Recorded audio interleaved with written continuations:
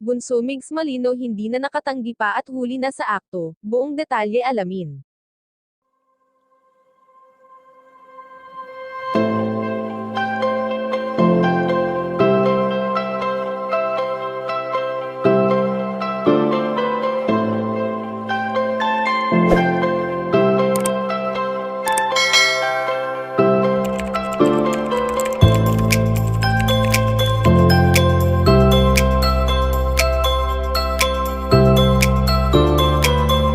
Naging palaisipan nga sa mga netizens, lalong-lalo na sa mga momig supporter at ganon na rin sa mga kabunsuan, kung ano nga ba ang namamagitan ngayon kina Bunso Migs Malino at sa babaeng pilit na inuugnay sa kanya na si Ann Gatnil.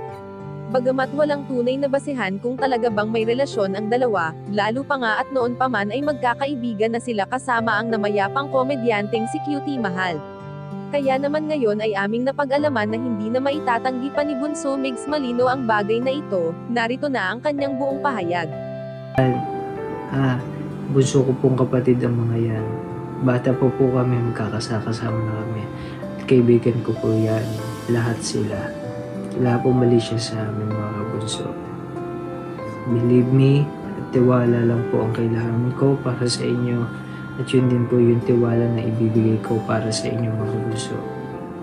Kung wala yung mga kaibigan ko, kung wala yung pamilya ko, parang wala na rin ako.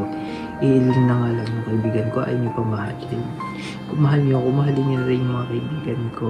Mahalin yung mga nasa paligid ko. Kami lang po nagkakaunawaan. Ayan po. Kayo mga kachika, anong masasabi nyo dito? Please leave the comment and don't forget to subscribe.